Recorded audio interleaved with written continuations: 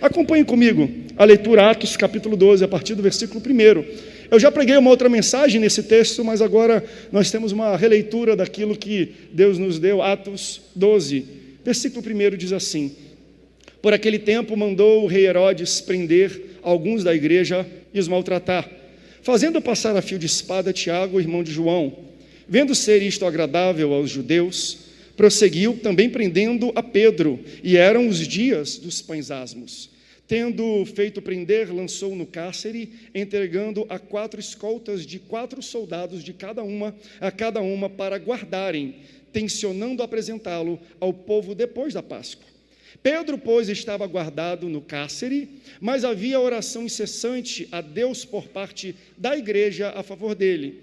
Quando Herodes estava para apresentá-lo naquela mesma noite, Pedro dormia entre 2 soldados, acorrentado com 2 cadeias, e sentinelas à porta guardavam o cárcere.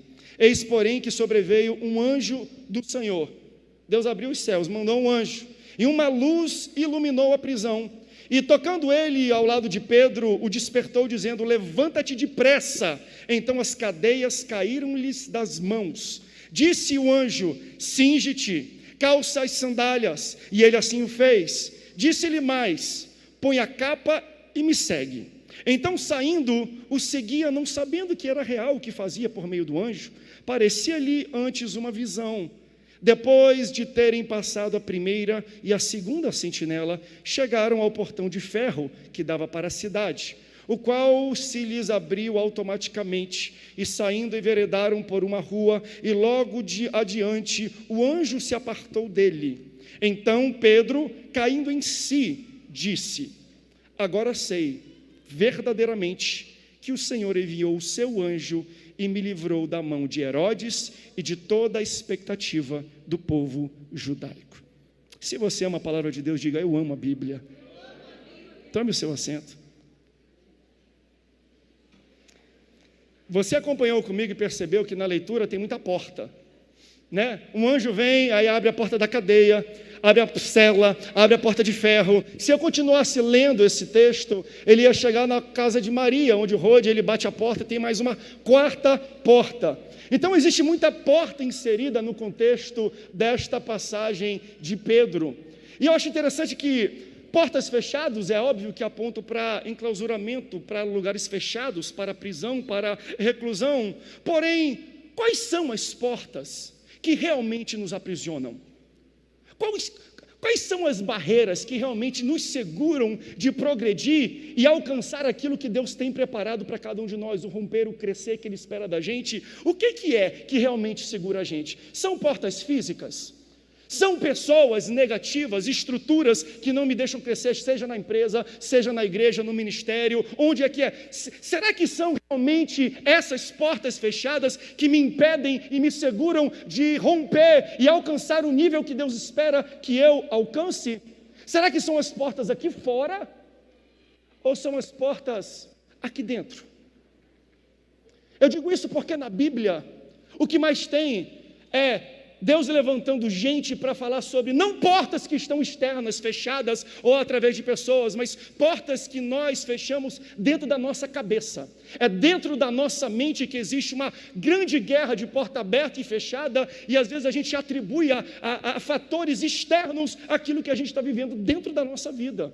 O profeta Isaías, no Antigo Testamento, já falava um pouco sobre isso. Isaías capítulo 43, olha o que diz: não vos lembreis das coisas passadas, nem considerais as antigas. Eis que eu faço uma coisa nova, agora está saindo à luz, porventura não percebeis? Eis que porei um caminho no deserto e rios no ermo. Deus levanta um profeta do Antigo Testamento. E entenda você que profeta, ele remete para o futuro. Eu não vou chegar aqui como profeta na sua vida e dizer assim: o seu ano de 95 será o melhor ano da sua vida. 2020 vai ser um ano espetacular para você. Eu não profetizo de coisas do passado, porque profetas não falam acerca de coisas do passado. Deus levanta profetas para falar acerca de coisas do futuro. Mas aqui eu vejo Deus levantando Isaías para tratar situações do passado. Ele está falando: ei, esquece as coisas que passaram. Não considereis as coisas antigas, porque as coisas que às vezes nos seguram de romper, de crescer, de multiplicar, de chegar num nível a mais, de abrir uma porta, não são as barreiras, não são os gigantes, não são os enfrentamentos que estão no nosso futuro, na nossa frente. O que Isaías está falando é, o que está prendendo você são coisas do passado, coisas mal resolvidas, portas que foram trancadas lá atrás, e por causa de situações lá atrás, vocês não conseguem andar para frente. Davi passou por isso. Davi era muito bom em detonar e destruir e derrubar gigante, desde que o gigante estivesse na frente dele e fosse físico, mas os gigantes internos foi que derrubaram Davi. Ele não sabia lidar com os gigantes na sua mente, na sua cabeça, dentro de si, ele não sabia, estava mal resolvido com isso. Então Deus levanta Isaías para falar. Davi passa por isso, João Batista passa por isso. Entenda que João Batista, no início da sua vida, e quando eu digo início, é o pré-natal dele, e o fim da vida, ele passa por essas situações de questionamento e de portas não externas, mas internas. João Batista recebe o batismo com o Espírito Santo pré-natal. Enquanto ele está na barriga da sua mãe Isabel, ela vai falar com Maria, mãe de Jesus. Como ele ouve a voz de Maria, ele começa a pular dentro da barriga da sua mãe. A sua mãe recebe o Espírito Santo, ele é batizado com o Espírito Santo. Olha que interessante. Enquanto João Batista está preso, enclausurado na barriga da mãe dele, ele reconhece Jesus. Mas no fim da vida dele, ele está preso na prisão de Herodes. E Herodes quer cortar a sua cabeça. E aí ele começa a questionar Jesus. Preso na barriga da mãe, ele não questiona. Inconsciente, ele não reclama, ele não tem reservas. Mas consciente, velho, maduro, mas preso numa prisão, ele começa a ter dúvidas, questionamentos, inseguranças. Ele manda discípulos até Jesus, e olha o que os discípulos dizem para Jesus. Jesus está curando o povo, e os discípulos chegam e falam assim: Jesus, João Batista nos enviou aqui. E ele mandou perguntar para o Senhor se tu és mesmo o Messias que havia de vir, ou se ele deve esperar outro Messias. Enquanto ele é inconsciente, ele reconhece o poder de Deus. Quando ele está preso na barriga da mãe, ele sabe quem Jesus é, mas quando ele está preso numa cadeia, ele parece que perde a noção de quem Jesus é, do poder de Jesus sobrenatural dele.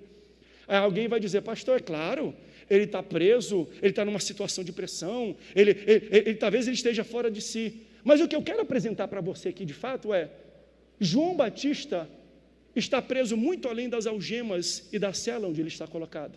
As prisões que mais me preocupam na vida de João Batista, ao questionar o poder de Jesus, não é a cela física, mas são as prisões aqui de dentro. As prisões que nos fazem questionar quem Jesus é.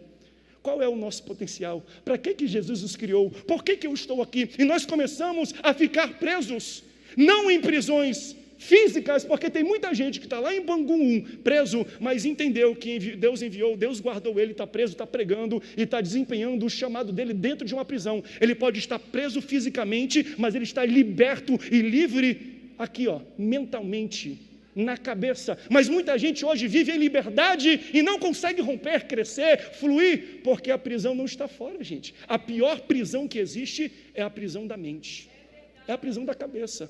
Tanto que João Batista está preso nesta prisão. E qual é a maneira que ele sai dessa prisão?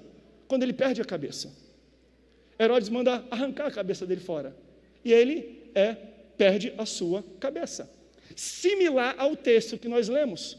Porque o mesmo Herodes que arranca a cabeça de João Batista, agora persegue a igreja, prende Tiago, arranca a cabeça de Tiago, prende Pedro e quer arrancar a cabeça de Pedro. Herodes aponta para o inimigo das nossas almas, é o nosso inimigo. Então o que Herodes quer fazer? Ele quer arrancar a cabeça de Pedro, assim como ele fez com João Batista, assim como ele fez com Tiago, assim como ele quer fazer com você. Escute bem, o inimigo não está atrás do seu dinheiro, da sua casa e nem do seu casamento. O que o inimigo quer é arrancar a sua cabeça, ele quer entrar na sua mente, porque se ele tem a sua cabeça e a sua mente, ele destrói tudo. Então a nossa guerra não é uma guerra contra carne ou sangue, não é uma guerra de, ele está atacando as minhas coisas, não. O diabo quer a sua mente, ele quer tirar o teu compromisso com Deus, ele quer te distanciar os teus pensamentos e o teu convívio de Deus.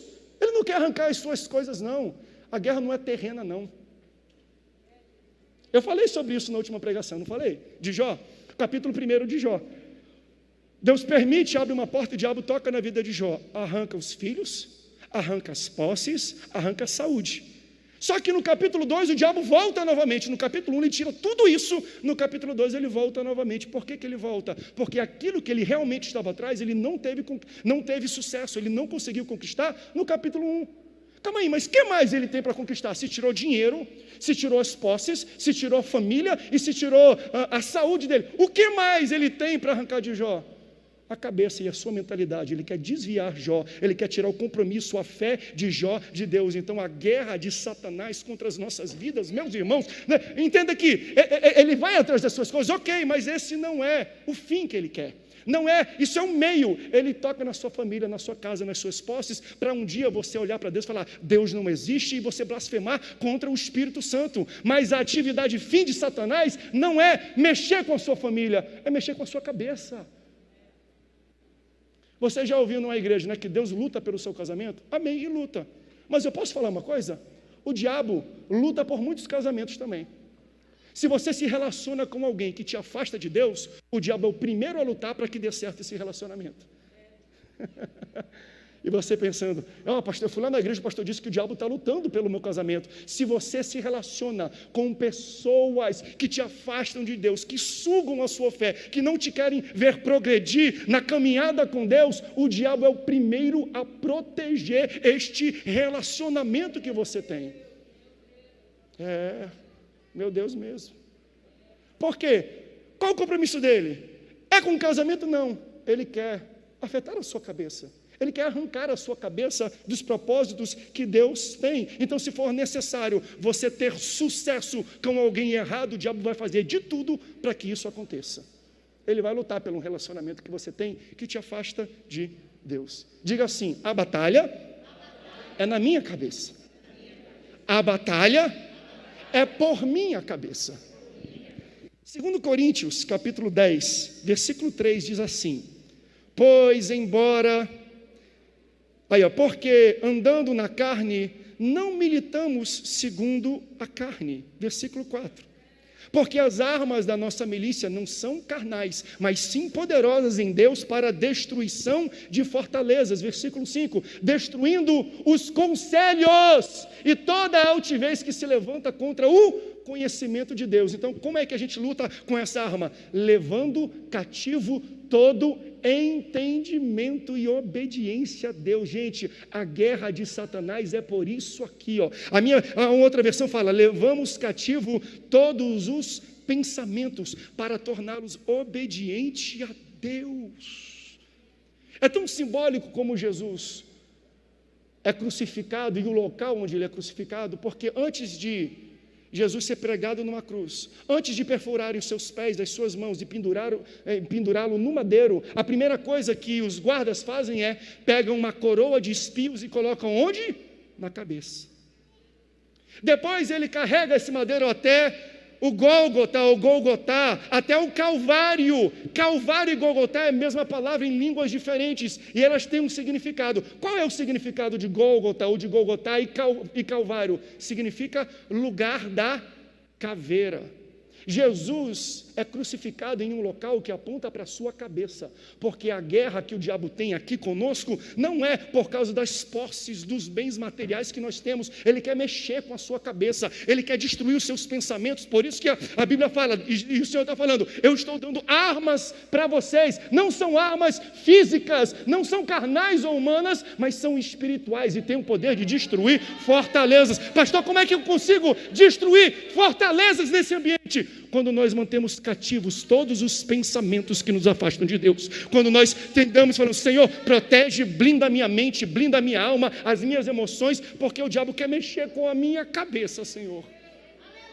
Aleluias, aleluias. A guerra é por isso aqui, gente. A guerra é por isso aqui. É por isso que Jesus entrega, ele entrega a sua vida. Jesus não é morto, ele dá a sua vida. E quando ele entrega a sua vida, diz que o véu do templo se rasga, se rompe, mas não rasga de baixo para cima, como é normal. Não, rasga de cima para baixo, porque antes de andar no milagre, o milagre tem que acontecer aqui. Antes de você andar no romper com o seu corpo, o romper tem que acontecer aqui na sua mente. Deus tem que dar luz e rasgar e abrir portas na sua cabeça, na sua mentalidade, com o seu conhecimento, para que você entenda que Ele tem grandes coisas para você. Como é que nós vamos destruir as armadilhas, os ataques astutos do nosso inimigo? Quando nós levarmos cativos todos os pensamentos que nos aprisionam. Deus está falando, eu tenho uma porta para você, só que essa porta você não abre com mão, nem com o pé, nem com a perna, é uma porta que você vai abrir com a cabeça. Deus tem portas para cada um de nós essa noite, e Ele está abrindo, Ele está falando, entre de cabeça nessa porta, entre com a sua cabeça nessa porta, entenda, ilumine a sua mente, eu quero tratar a tua cabeça, porque não adianta eu te dar libertação, se eu não libertar isso aqui. De que adianta? Eu vou te curar, mas eu não curei isso aqui. Isso aqui é mais importante do que perna, do que coisas. O diabo quer a sua cabeça. É por isso que quando o anjo ele chega, e a primeira coisa que o anjo faz, quando ele desce na prisão, a palavra diz que ele ilumina. Iluminação tem a ver com revelação. Por quê? Porque a luz revela o que está no local. Ela traz luz e você consegue ver aquilo que já existia antes. Para você entender esse ponto, deixa eu fazer um exemplo bem joseense, como a cidade da aviação. Repita após mim: a minha mente é o piloto, o meu coração, a tripulação, e o meu corpo, o avião. Quando a gente vai pegar um voo, a gente entra com ticket, a primeira pessoa a nos receber é a tripulação. Claro que a gente vê o avião onde nós vamos voar e depois a gente entra com a tripulação.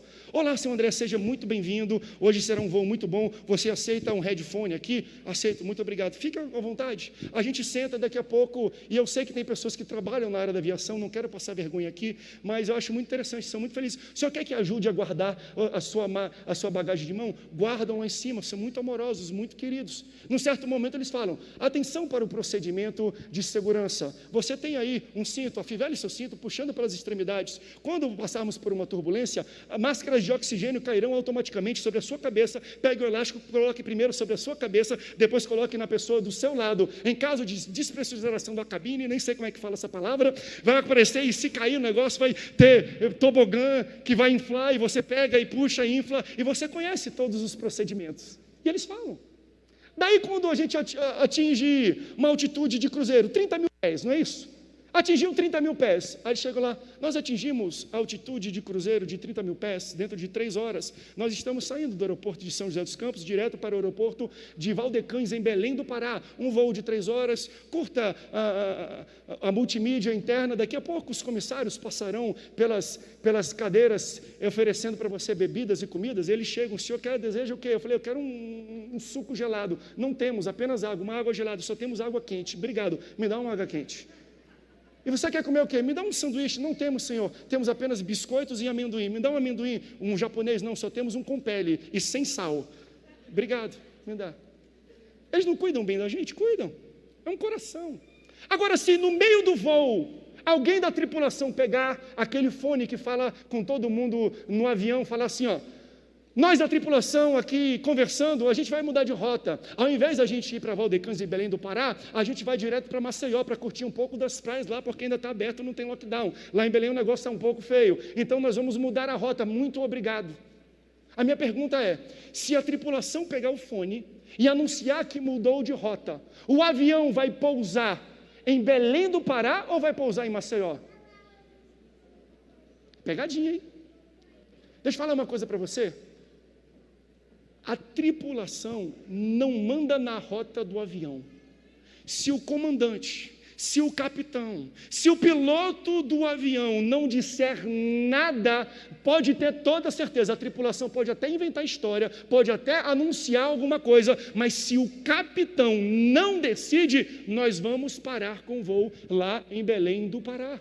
Sabe por quê? Porque quem manda na rota de voo É o capitão que está no cockpit.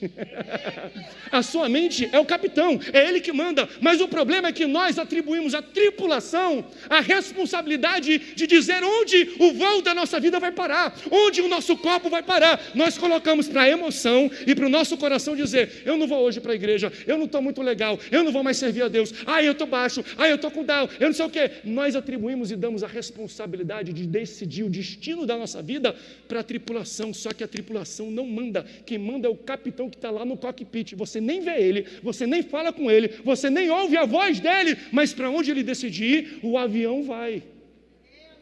Eu estou falando para algumas pessoas aqui. É aqui que decide.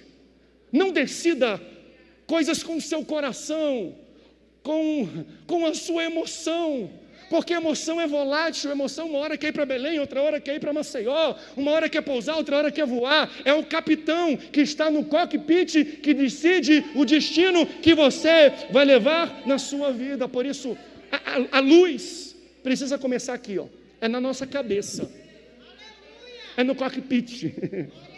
É aqui que começa o que vai iluminar o resto do corpo, a alma, o espírito, é na cabeça. Porque a luz revela o que já está lá. Quando você sair do culto, vai chegar na sua casa, você vai ligar a luz, está tudo escuro, aí você vai abrir a porta e vai ligar a luz. Quando você ligar a luz, ela vai colocar móveis lá? Não, ela vai apenas mostrar, iluminar, revelar para você o que já está lá.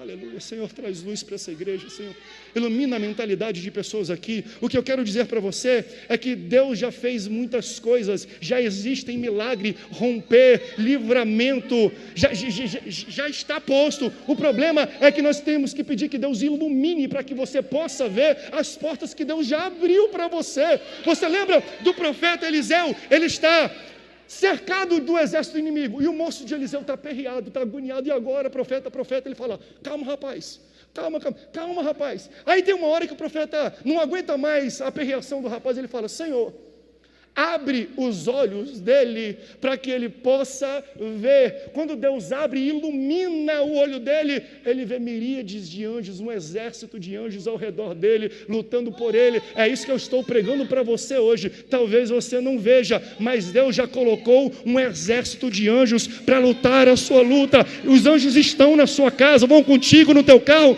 para onde você vai, eles estão com você. Peça para Deus iluminar a sua mente para você ver aquilo que já está colocado.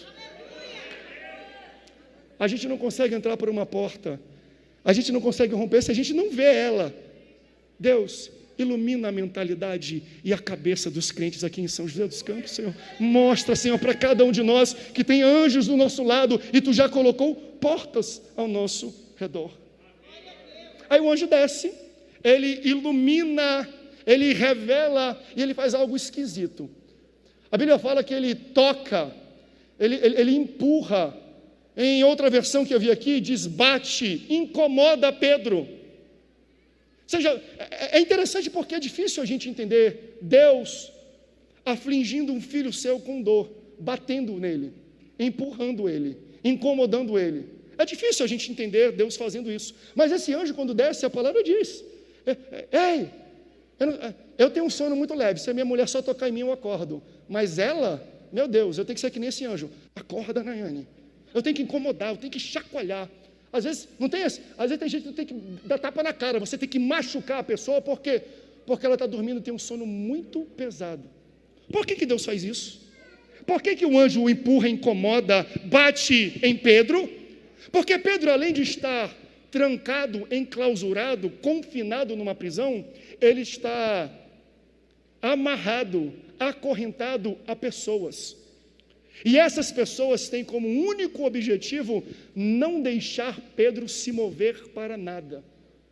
Então entenda que ele está preso, e do lado dele, enquanto ele está preso, Deus está falando, eu estou falando sobre a mentalidade. O Espírito Santo vai falar ao seu coração: você está preso, e além de estar preso, existem pessoas do seu lado que te acorrentam ainda, porque não querem ver você se mexer, não querem ver você crescer, não querem ver você levantar e se mover. E diante de toda essa situação controversa, inconveniente, ele está confinado e amarrado por pessoas, restrito. O que ele está fazendo? Ele está dormindo. Ele ia morrer no próximo dia. Era de noite, no outro dia ele ia acordar, iam cortar a sua cabeça. Ele estava preso, acorrentado por pessoas que não deixavam ele se mover. E ele estava dormindo. Sabe por que Deus às vezes machuca a gente? Deus empurra a gente. Sabe por que Deus incomoda a gente? Porque a gente se acostuma a estar em situações que não éramos para estar. A gente está muito tranquilo, acorrentado e preso, quando não éramos para estar em situações disfuncionais na minha vida. Tem gente que está vivendo situação disfuncional aqui e está muito tranquilo, e está dormindo. Tem gente que está amarrado a pessoas que não deixam você crescer, pessoas que são âncoras, que não deixam você vir para a casa de Deus, que se distanciam de Deus, que arrancam a sua fé. Você está preso, enclausurado, ligado a essas pessoas, e você ainda está tranquilo, dormindo. É por isso que às vezes Deus incomoda a gente e cria situações desconfortáveis para dizer para você: chega disso. Você não foi feito para dormir na prisão. Você não foi feito para ficar aprisionado a essas pessoas. Então Deus machuca a gente, aflige a gente, incomoda para a gente ficar em pé e fazer alguma coisa a respeito. Por muito tempo você viveu numa situação disfuncional na sua vida, e Deus hoje te chacoalha falando: eu vou mudar o ambiente, eu vou mudar as pessoas que te acorrentam, eu vou apresentar novas amizades, novos locais. Por quê? Porque onde você está, não apenas está aprisionado, mas você está acorrentado a pessoas que querem te ver presas, não querem te ver crescer e nem te mover. Tem muito crente tranquilo com isso. Isso me incomoda. Muito crente em relacionamento que afasta ele de Deus, está aprisionado, está acorrentado a pessoas e acha que está tudo bonito, tudo lindo, está dormindo e tranquilo. Deus fala: você não foi feito para dormir na prisão, não. Você não pode se conformar, você não pode se sentir à vontade em ambientes que você não foi feito para estar. Ei, prisão, deserto é lugar de passagem, não é lugar de morada. Não durma no deserto, não durma na prisão, não acampe, não faça tenda no local onde Deus disse: é só passagem, eu vou te tirar daí. Não fique acomodado com situações disfuncionais na sua vida. Deus está falando a pessoas aqui: há quanto tempo você já está confortável com essa condição errada na sua casa, na sua vida, no seu trabalho, nos seus relacionamentos? Até quando? Até quando? É por isso que Deus, Ele tira algumas coisas, a gente não entende. É porque Ele quer chacoalhar a gente. Ele quer uma ação, Ele quer que a gente fique em pé. Quer ver um exemplo muito bom disso? Elias, ele, usado por Deus, profetiza ao rei Acabe falando: vai ter uma seca aqui nessa terra, não vai cair um pingo de água. Aí Deus, já prevendo que a seca ia ser devastadora, leva Elias até um ribeiro de águas. E nesse ribeiro de águas ele tem água à vontade para beber. Enquanto todos estão vivendo a seca, ele é alimentado e ele tem o que beber, porque Deus conduz ele para aquele local. Daí ele se acostuma, porque Deus, além de mandar água, manda alimento para ele. Como é que Deus manda alimento? Através de corvo.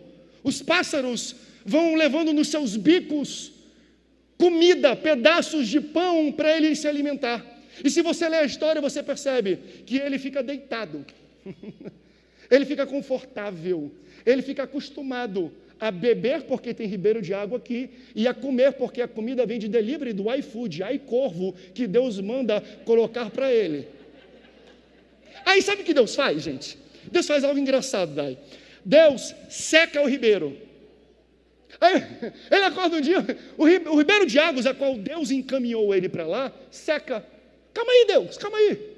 Tu que me trouxe para cá, tu que me colocou nesse ribeiro de águas, e agora ele seca. Foi tu que abriu essa porta de emprego, Senhor, e agora isso. Foi tu, Senhor, na tua casa que eu conheci esse homem, e agora isso. Foi na casa de Deus, foi ela. Senhor, tu me enviou ela, eu abri a porta da minha casa, a porta do meu coração para ela, e agora isso. Meu Deus. Elias, sabe por quê? Porque você ficou muito confortável bebendo da água e comendo do alimento que o pássaro pode tomar. Sabe o que Deus está falando aqui para ele? Isso é lindo, isso é poderoso, porque Elias deita e ele bebe água e se alimenta, e ele está acostumado e confortável com isso. Só que pássaro, gente, não consegue carregar pão no bico. A única coisa que o pássaro consegue carregar são migalhas de pão. O problema é que você se acostumou com migalhas, mas Deus está falando, eu tenho o pão inteiro. Não se acostume com migalha de relacionamento, com migalha de compaixão, com migalhas de pessoas. Você se acostumou com pouco, você está confortável com muito pouco. Eu tenho um banquete completo para você. Esse é o problema do homem, da nossa mentalidade. É que a gente se acostuma com migalhas quando Deus tem uma medida sacudida, tem uma medida recalcada, tem uma medida transbordante. Ele é o Deus do mais que necessário, mais do que grande, maior, superabundante é o nosso Deus. Não entenda, não se sinta confortável vivendo de migalhas, quando o teu Deus tem um banquete e o pão completo para você. Aleluias, aleluias. Deus está quebrando cadeia de mentalidade, de cabeça, de gente aqui que está acostumado, estava por muito tempo em uma situação disfuncional que te prendia, não apenas a um local, mas a pessoas. Deus está falando, largue disso, quebre isso, eu vou colocar pessoas na sua vida, eu vou te apresentar alguém que vem com um pão completo, eu vou te colocar em situações e em ambientes onde você não precisa mais esperar por migalhas. Deus não tem migalha para a gente. Deus não tem migalha para a gente. Deus não tem migalhas para a sua vida. Aleluia. Um anjo chega, ilumina, diz, empurra a corda e diz, levanta, fica em pé. Pedro, fica em pé. Se você esteve aqui semana passada, foi a mesma ordem que Deus deu para Jó. Olha aqui, como Deus está amarrando as mensagens aqui, que coisa bonita, porque Jó fica 30 capítulos questionando a Deus, perguntando a Deus, reclamando de Deus. Quando ele acaba, Deus fala, agora chegou a minha vez, quer ouvir o que eu tenho para ti, Jó? Quer ouvir quem eu sou para ti, Jó? Quero, Senhor! Primeiro fica de pé. Primeiro levanta. Deus me trouxe aqui, gente, para falar para vocês. Levanta, porque Deus tem uma porta para você, Deus tem um romper para você, Deus tem uma bênção na sua vida, Deus tem um milagre, Deus tem uma libertação para você, mas você não entra por uma porta deitado, a não ser que você é aquele paralítico carregado pelas pessoas. Mas via de regra, Deus está falando assim, ó, levanta, porque quando eu abrir a porta, você precisa estar preparado. Se prepare para a porta que Deus já abriu para você. Quando vier o anjo iluminar, você vai entender que existem saídas, que existem acessos, que existem escadas, que existem pessoas que vão te levar, te encaminhar, te acompanhar até o propósito que Deus tem para a sua vida. Dá um glória a Deus se você recebe isso. Deus vai abrir a porta. Ele vai. Talvez ele já abriu, mas você não vai entrar se você não estiver em pé. Prepare-se para aquilo que Deus tem para a sua vida. Prepare-se. Eita, Jesus. Prepare-se. Então, Abraão e Sara, e eu falei também isso aqui, todas as mensagens estão interconectadas. Eles vão à frente do GPS. Deus disse que ia dar filhos para eles. Eles entenderam que daria, mas eles queriam ir à frente do GPS. Tanto que Sara chega, olha, eu não posso ter filhos. Pegue Agar, a concubina, e tenha um filho com ela, para que a promessa de Deus seja feita através dela. Já que você vai ser pai de uma grande nação, você precisa ter filhos. E por causa da precipitação dele, ele fez uma burrada muito grande. Mas Deus honra a aliança que tem com Abraão. Não é porque ele errou, Deus vai abençoar também o seu filho. Não só Isaac, abençoa também Ismael. Em um certo momento, Agar e Ismael são expulsos por Abraão e por Sara da sua tenda, da sua família, da sua terra. Fala, ó, não dá mais, está aqui, ó, um pouco de água, um pouco de bebida e um pouco de alimento. Vai embora, encontre o seu rumo e tchau, tchau. A palavra de Deus fala que eles vão. E eles começam a andar no deserto e num certo ponto a água termina. A comida e o alimento terminam. E ela que carrega o seu filho não aguenta mais ver o seu filho passando sede, passando fome. E ela percebe que o garoto está prestes a morrer, porque ele não tem do que beber, ele não tem do que comer. E no impulso de uma mãe de não querer ver o seu filho morrendo nos seus colos, olha o que Agar faz. Ela encontra um arbusto no meio do deserto. E ela coloca Ismael ali debaixo daquele arbusto. Ela se distancia do menino e ela fica vendo o menino, a morte dele, até ele desfalecer. Ela se prostra e ela vê a morte diante dela e ela fica confortável com a ideia que ele vai morrer. ela se prostra e fala: não tem mais saída, a vida é assim, agora acabou, não tem mais nada que eu possa fazer. O que ela faz? Ela senta, ela se prostra, enquanto o menino morre. Ela entende primeiro na cabeça: ele já morreu. Então o corpo, na verdade, com as suas emoções, ela diz que já morreu. Então o corpo age de acordo com a tripulação e não com o comandante. Deixa o menino ali, se distancia até o menino morrer. E ela se prostra, ela se dobra, ela senta, ela fica de joelhos, sem fazer nada, se sentindo impotente naquele momento. Daí um anjo de Deus aparece naquele local. Aleluia. Porque ele aparece nos piores momentos da nossa vida. Um anjo de Deus aparece, e se bota para mim Gênesis capítulo 21, versículo 18 e 19. Olha o que o anjo diz, olha o que Deus diz para Agar.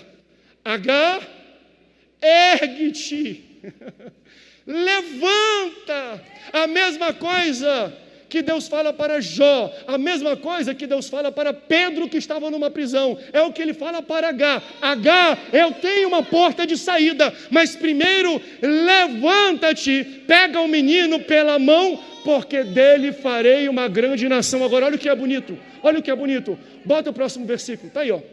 E abriu-lhe Deus os olhos, e viu um poço de água. Entenda. O poço já estava lá, mas se ela não se levantasse, ela nunca ia ver o poço. O problema é que nós estamos aqui enclausurados, presos e acorrentados, e Deus está falando: levanta, porque a tua porta vai aparecer quando você levantar, porque a saída que você espera vai acontecer quando você levantar. Diga, fala para o comando aqui, a tua mente: emoção, para, corpo, levanta, porque se ela não tivesse levantado, ela nunca veria a saída e a solução que Deus enviou para ela. E Deus está ministrando em alguns corações aqui. Você não vê porque você está prostrado, você está deitado, você está acorrentado, está acostumado, você já fez a sua cabeça: é assim que vai acontecer mesmo, pastor, não tem saída mais, não tem mais nada o que a gente pode fazer.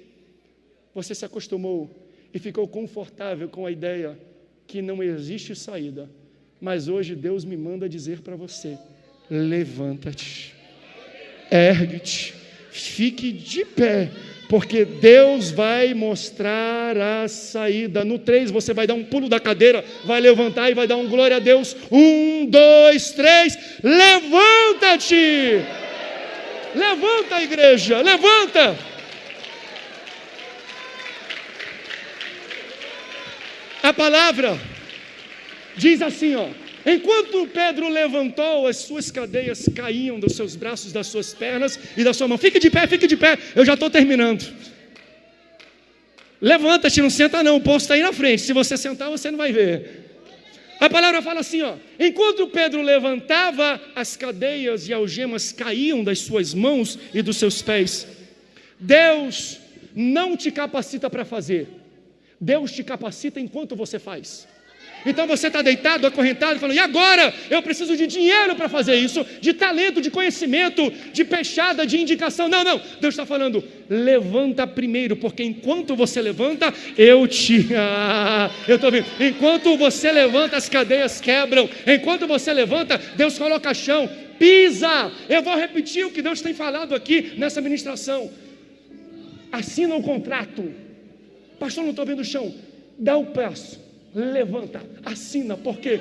Porque Deus vai te dar a provisão. É enquanto você faz que Ele começa a te dar a provisão. Então não espere ser capacitado para levantar. Te levanta que Ele te capacita. É enquanto você faz, é enquanto você levanta, é enquanto você trabalha, é enquanto você desempenha, é enquanto você serve, que Deus vai colocando o chão, vai te dando provisão, vai colocando dinheiro no banco, vai botando pessoas para te ajudar, para te livrar. Não para, não senta, levanta. Aí o anjo sai, aí o anjo fala assim: cinge-te, arruma o cabelo. Olha a preocupação do anjo. Arruma o cabelo, coloca a sandália, pega a veste e coloca a capa. Tem mais alguma coisa? Não, leva tudo, não deixa nada para trás. Arruma o cabelo, nem fio de cabelo deixa. Arruma o cabelo, vamos sair daqui. E eles saem da prisão. A porta da cela se abre, a porta da prisão se abre, a porta da cidade se abre. Ele teve que fazer alguma coisa? Não, só ficar de pé. Fique de pé que Deus faz o resto. Fique de pé que Deus abre as portas. Fique de pé. Use a sua mente. Não deixe o diabo entrar aqui. Não deixe ele mexer com as suas emoções através da sua mente, achando que Deus está longe, que Deus não gosta mais de você. Não. Não se acostume com ambientes e situações tóxicas para você. Fuja disso. Mas não deixe o diabo entrar aqui e te distanciar de Deus. Fica em pé, que enquanto você fica em pé, as portas se abrem, as cadeias se abrem. Fica de pé somente, bota a sandália, te veste. Por quê? Te prepara para a porta que Deus vai abrir. Fica pronto. E aí o anjo sai com Pedro, e ele não deixa nada, porque ele leva tudo, até o cabelinho ele arrumou. Isso tem um paralelo muito bonito com quando Jesus também ressuscitou. Jesus também ficou enclausurado, na cruz não, na tumba, durante 3 dias. Colocaram o corpo de Jesus ali, colocaram uma pedra, lacraram em 2 guardas para Jesus não sair de lá. Ninguém vai entrar e sair, ninguém vai tirar o corpo, vai ficar aqui. E tem um paralelo muito bonito entre essas 2 histórias, Jesus e Pedro. Primeiro, Jesus, quando ressuscita, a pedra é removida, os guardas não veem nada, não entendem nada, e quando entram, eles encontram um pano. Era o pano que envolvia o corpo de Jesus. E esse pano tinha uma mensagem. Quando você entra e vê que tem um pano, Jesus não está aqui, mas o que envolvia o corpo, a roupa que ele estava usando, está aqui. Por que ele deixou? Para mandar uma mensagem. Que mensagem? É que eu ainda vou voltar. Eu deixei aqui porque um dia eu ainda vou voltar. Agora, quando o anjo chegou com Pedro, falou: não, Pedro, é nada. Arruma o cabelo, não deixa nenhum fio, pega a sandália, pega a roupa e coloca a capa. Tudo que você tem vai sair dessa prisão. E ele estava mandando uma mensagem. Que mensagem é essa, pastor? O anjo estava falando para Pedro: Pedro, nessa prisão, tu nunca mais vai voltar. Não deixa nada para trás não, porque tu nunca mais vai voltar. O que eu venho pregar para você é: quando Deus libertar a sua mente, a sua cabeça, as prisões que hoje te aprisionam nunca mais vão te aprisionar. Ele vai tirar você da crise do pânico, da depressão. E eu não digo que isso é espiritual, não, é mental. E Deus trata disso também, porque Ele é poderoso para fazer infinitamente mais. Mas quando Ele te tirar da bebida, do vício, da droga, da prostituição, eu não sei qual cadeia você se encontra hoje, mas a mensagem de Deus para você é: eu vou te tirar daqui, mas você vai ter que ficar em pé. Você vai botar a sandália, você vai arrumar o cabelo, vai botar a sua capa, você não vai deixar nada para trás, porque quando você sair dessa prisão, você nunca mais vai voltar para ela. Olhe para a pessoa do lado e diga: nunca mais. Deus vai te tirar e nunca mais você retorna. E nunca mais. Ele abre cadeia. Ele abre. Porque todo aquele que invocar o nome do Senhor será salvo. Como, pois, invocarão aquele em quem não creem? E como crerão naqueles de que não ouviram? E como ouvirão, se não há quem pregue? E como pregarão, se não forem enviados? Como está escrito: quão formosos os pés dos que anunciam o evangelho de paz, dos que trazem alegres novas de boas coisas. Mas nem todos têm obedecido ao evangelho, pois Isaías diz: Senhor, quem creu na nossa pregação? De sorte que a fé é pelo ouvir, e ouvir pela palavra de Deus. Romanos capítulo 10, versículo 13 ao 17.